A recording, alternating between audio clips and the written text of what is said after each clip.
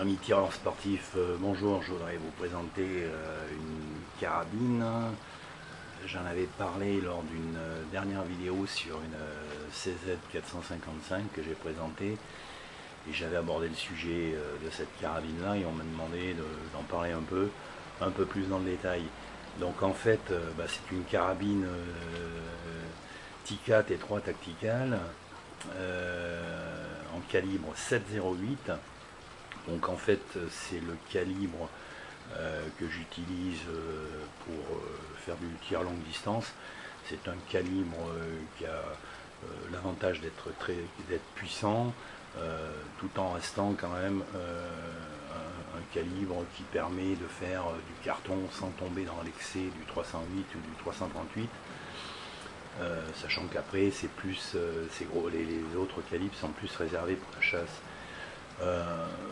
Donc voilà, la carabine en elle-même est assez sobre, on est tout en synthétique, ça c'est un choix qui a été voulu parce qu'en fait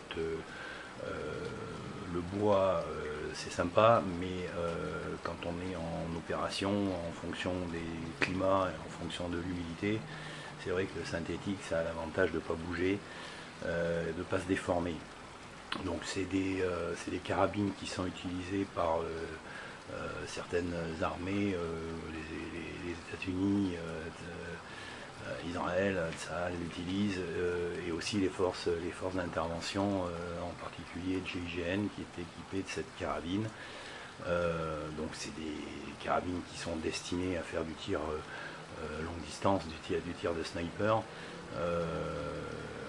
Elles ont l'avantage en fait d'être assez légères, très résistantes.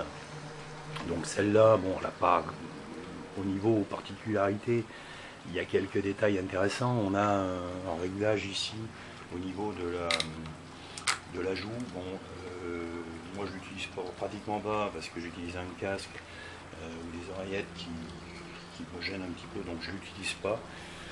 On a à l'arrière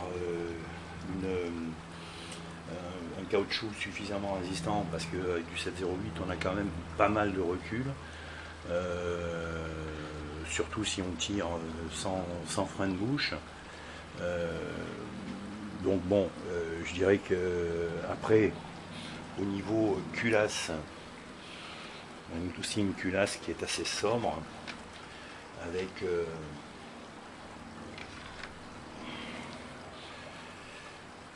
une mécanique de qualité. Donc là on n'a pratiquement aucune surprise avec ce type de culasse.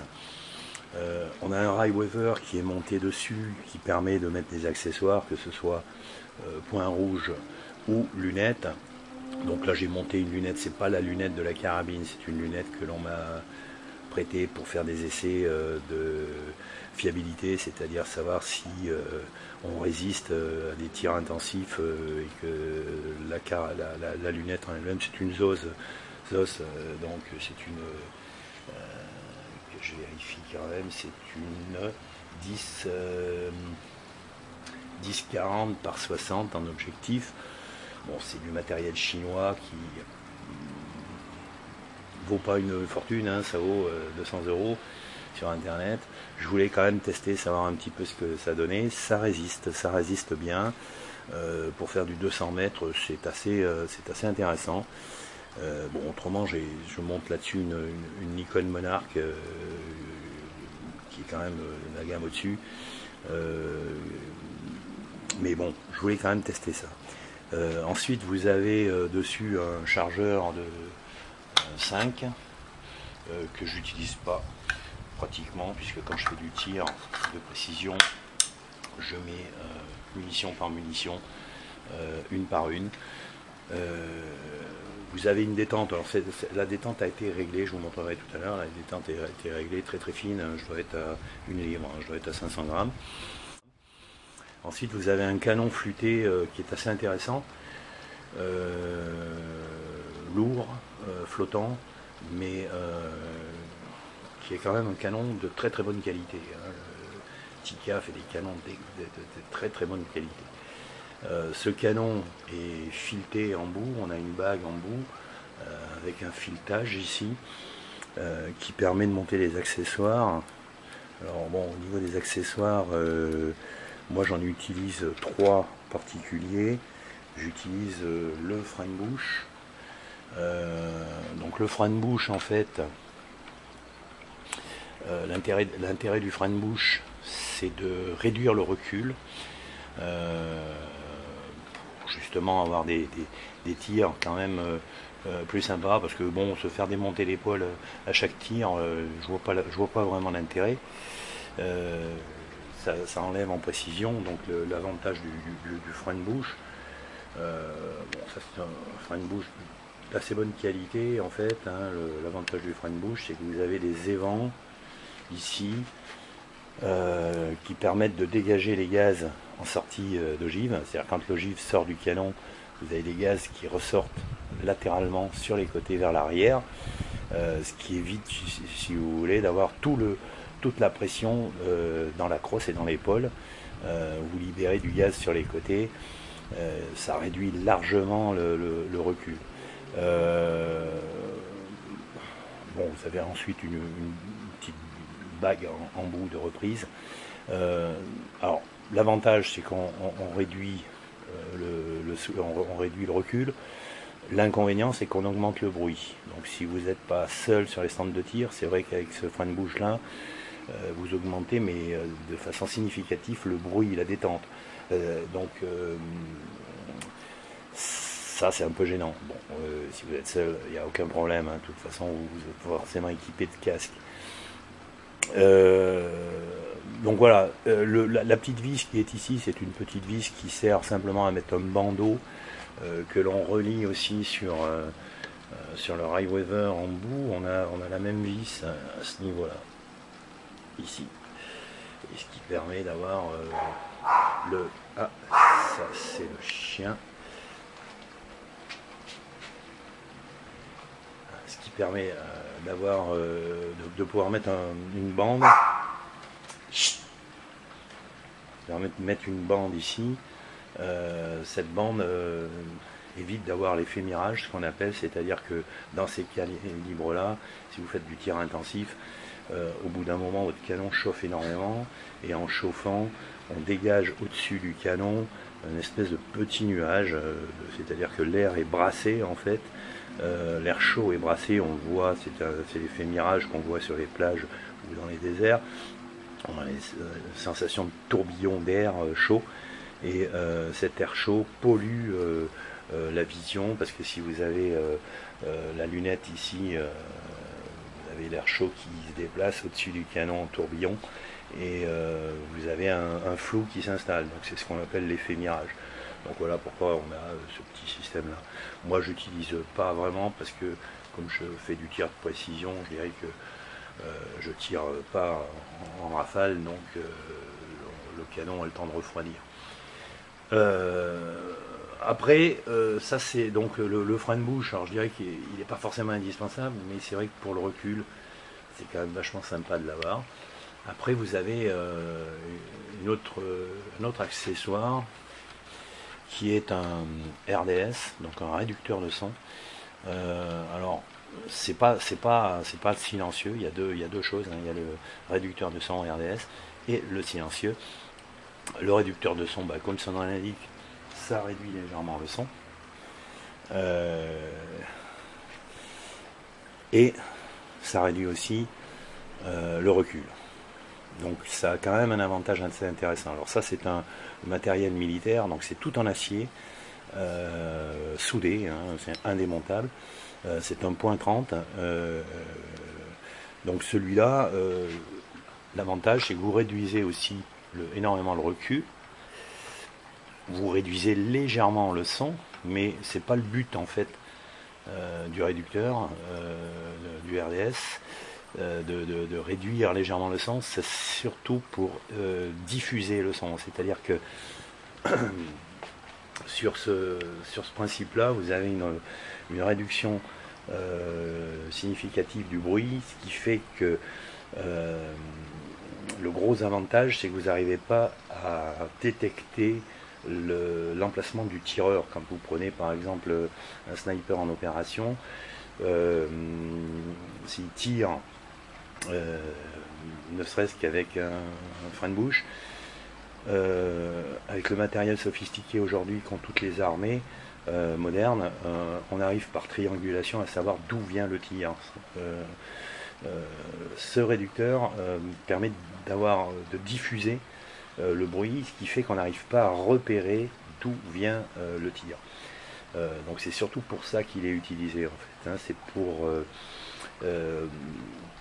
éviter justement qu'on soit repéré. Alors c'est la même chose au niveau du canon, parce que le canon est phosphaté, c'est un traitement de surface qui est fait sur le canon.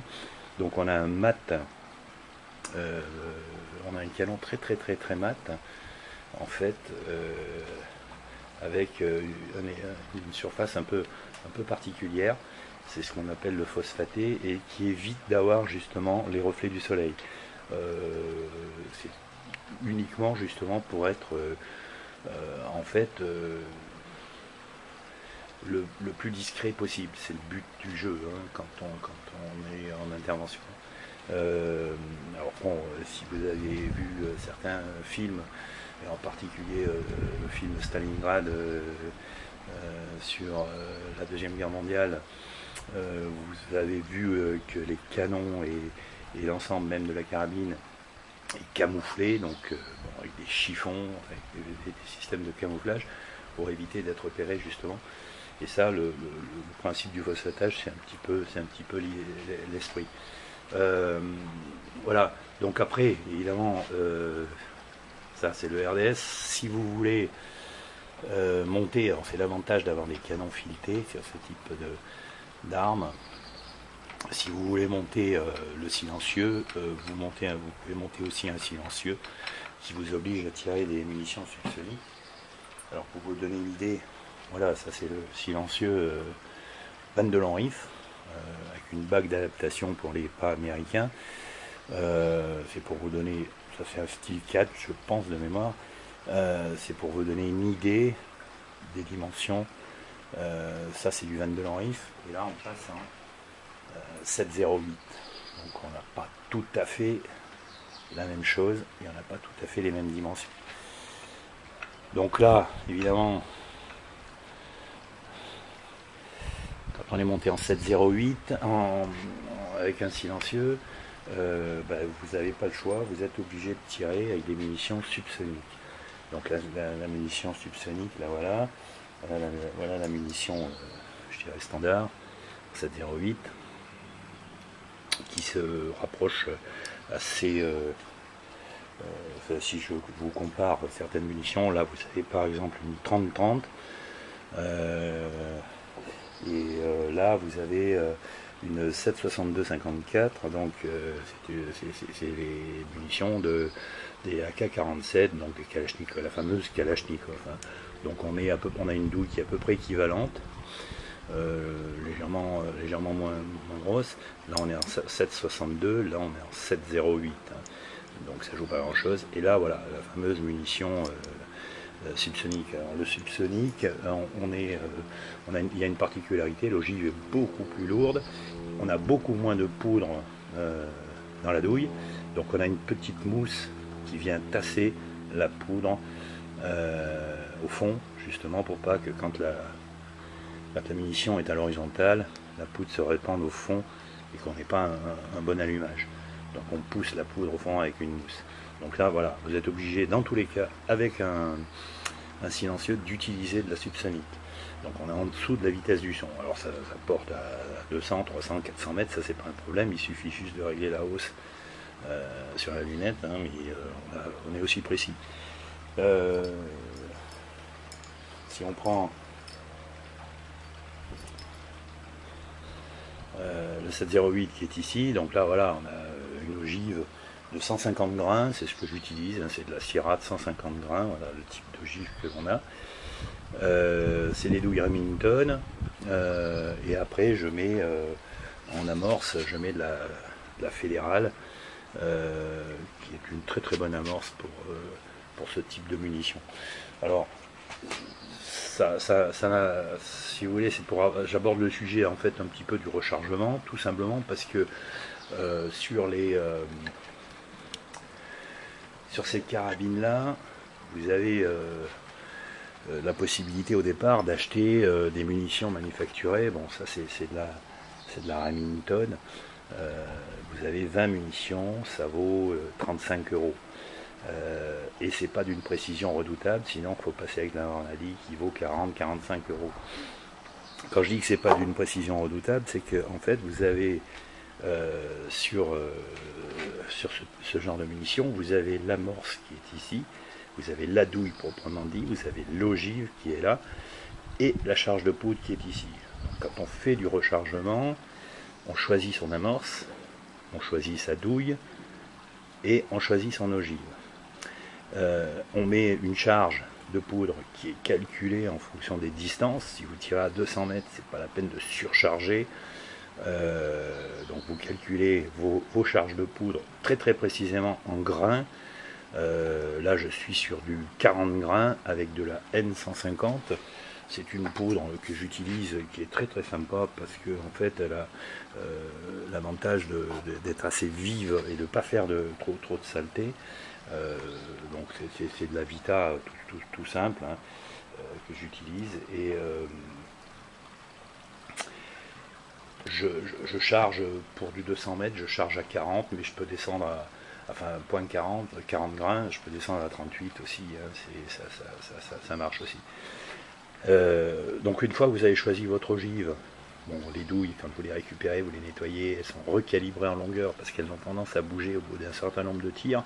Elles s'expansent, c'est-à-dire que le laiton a tendance, quand vous recalibrez la douille, puisqu'il faut passer sur une machine de recalibrage, vous avez tendance à augmenter la longueur de la douille. Donc il faut les retoucher légèrement en longueur.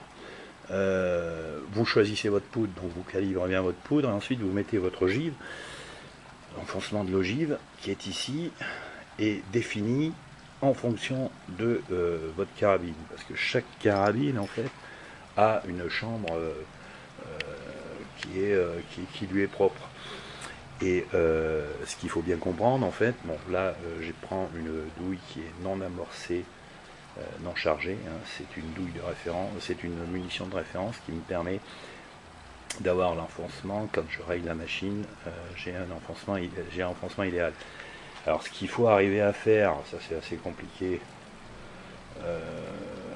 techniquement, c'est d'arriver à mesurer la profondeur de la chambre qui est ici pour que vous ayez votre douille qui soit pratiquement en appui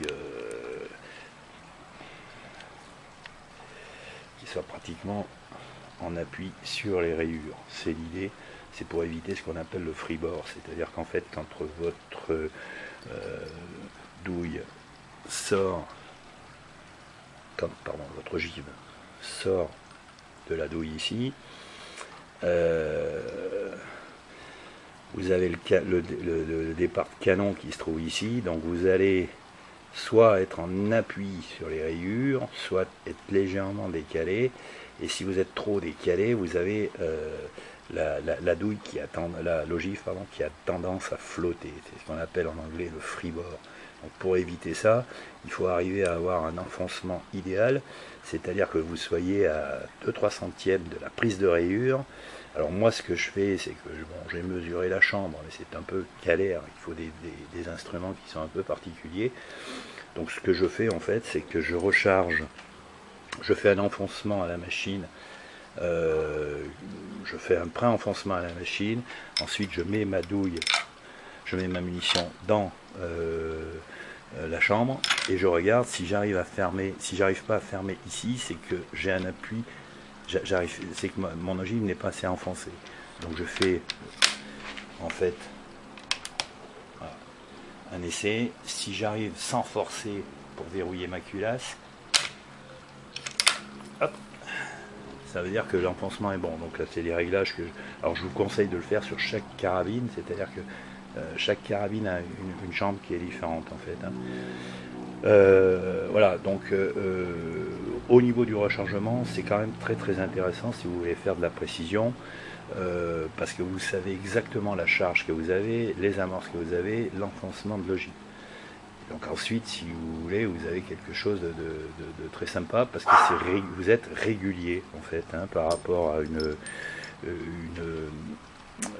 munition manufacturée. Donc voilà un petit peu l'ensemble. Qu'est-ce que je peux vous dire de plus?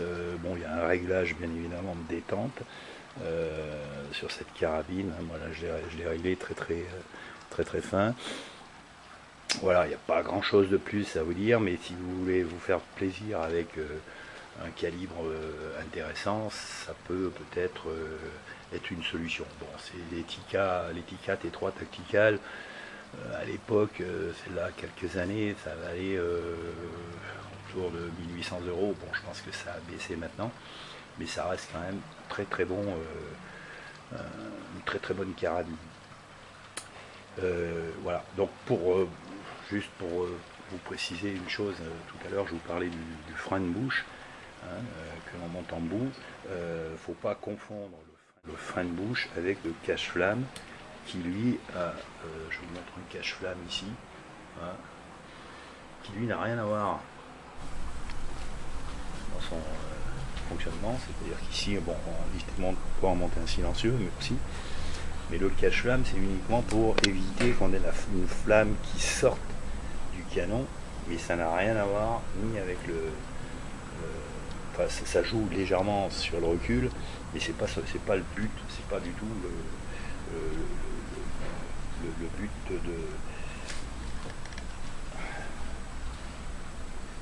de ce système-là, qui, voilà, je vais vous montrer un peu dans le détail, qui lui va vous carrément réduire, mais considérablement, le recul.